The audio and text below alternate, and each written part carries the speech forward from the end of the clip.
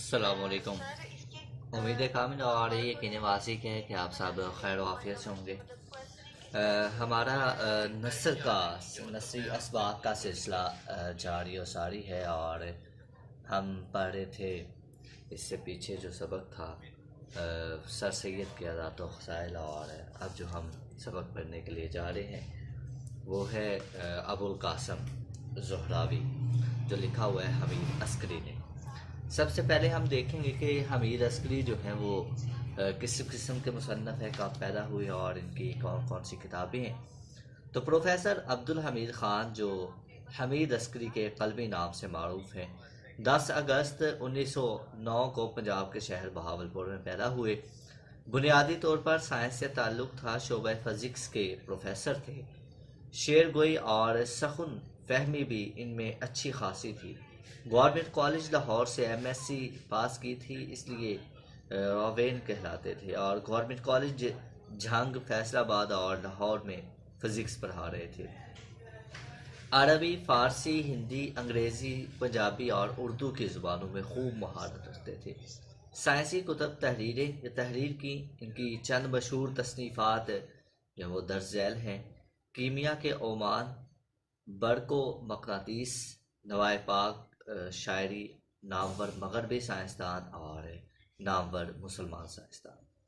حمید عسکری نے اردو میں سائنسی کتب تصنیف کی۔ انہوں نے مسلسل 3 سال 1964، 1965 اور 1966 میں Pakistan writers guilt, national bank of Pakistan کے ادبی انعامات حاصل کیے۔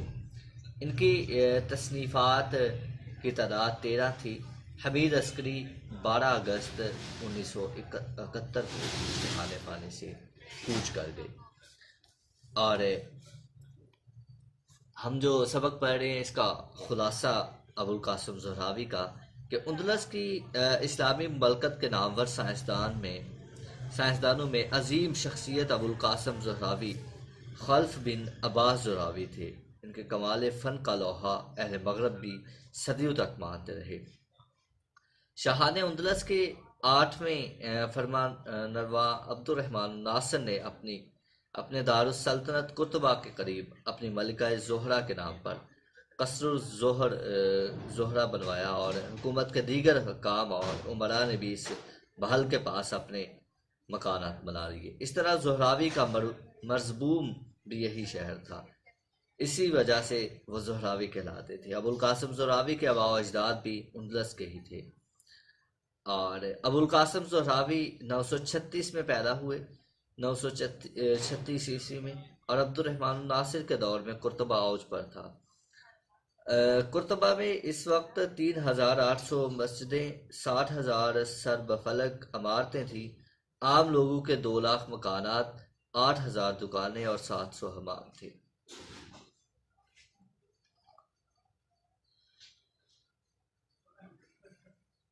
قرطبہ کی آبادی 10 لاکھ تھی، اور قرطبہ میں وہاں 50 سرکاری اسپتال اور 2 لاکھ کتابوں پر مشتمل لائبریری تھی۔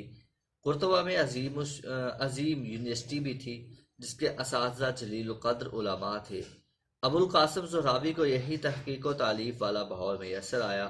انہوں نے اس علمی ماحول سے پورا فائدہ اٹھایا اور اپنے فن میں کمال حاصل کیا۔ ابو القاسم زہراوی کا خاص مضمون طب تھا۔ تعلیم مکمل ہونے کے بعد وہ شاہی شفاخانے سے منسلک ہو گئے۔ یہی انہوں نے عملی تحقیق کا آغاز کیا، اور جلد ہی جدید علم الجراحت کے معجد اور سب سے بڑے سرجن بن گئے۔ علم میں علاج کے 2 شعبے، علاج بالدوا یعنی میڈیسن کے ذریعے علاج، اور علاج بالجراحت یعنی سرجری کے ذریعے علاج۔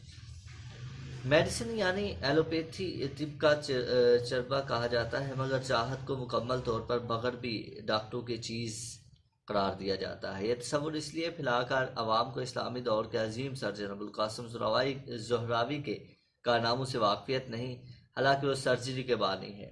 ابو القاسم زہراوی جو آپریشن انجام دیتے، ان کے تجربے سے جو نئی چیزیں دریافت ہوتی، مزید برآں کے آپریشن کے لیے جو نئے آلات بنائے جاتے، ابو القاسم زہراوی وہ سب کچھ تحریر میں لاتے جاتے۔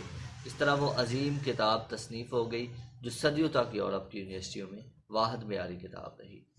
زہراوی کی کتاب کا نام تصریف ہے۔ کتاب میں دونوں شعبے ہیں، پہلا شعبہ میڈیسن پر اور دوسرا شعبہ جراحت یعنی سرجری پر ہے۔ تعریف کے 3 بڑے حصے کیے گئے ہیں۔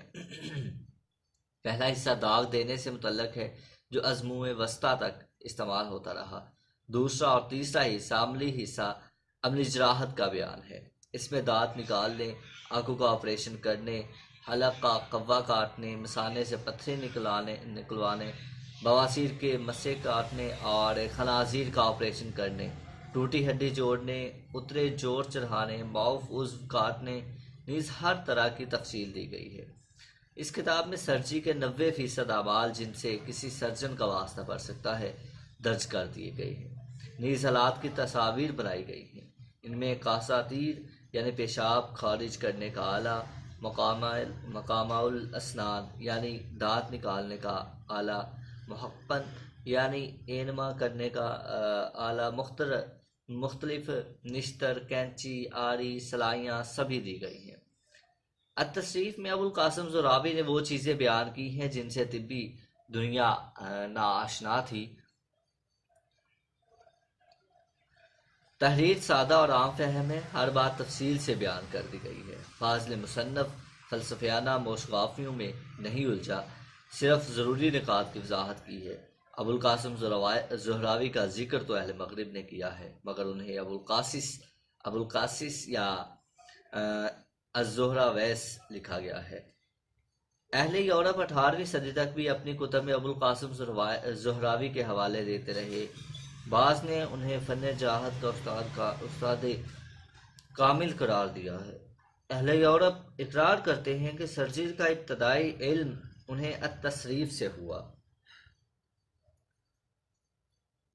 تصریف کا لاطینی ترجمہ 1497 میں پہلی بار وینز سے ہوا، بعد ازاں متعدد لاطینی ایڈیشن شائع ہوئے۔ 1541 میں باسل ایڈیشن میں عربی اور لاطینی ترجمہ دونوں چھاپے گئے۔ یورپ میں یہ کتابیں 19ویں صدی میں بھی مقبول تھیں۔ 1881 میں ڈاکٹر لی کارک نے فرانسیسی زبان میں اس کا ترجمہ کیا اور دیباچہ میں اسے سرجری کا نادر شاہکار قرار دیا۔ بعض یورپی فضلاء نے تصریف کی شرح بھی لکھی۔ ہم پڑھ رہے تھے ابوالقاسم زہراوی جس کا خلاصہ ہم نے دیکھا اور اس کو ہم نے پڑھا۔ اپنا بڑا سارا خیال رکھیے گا، ہنستے رہیں، مسکراتے رہیں، شاد و آباد رہیں۔ اللہ حافظ۔ ویڈیو پسند آئی تو لائک کریں، اپنی رائے کمنٹ کریں۔ ایسے ہی مزید ویڈیوز کے لیے ہمارا چینل سبسکرائب کریں اور بیل کا آئیکن دبائیں تاکہ آپ کو ہر ویڈیو کا نوٹیفیکیشن ملتا رہے۔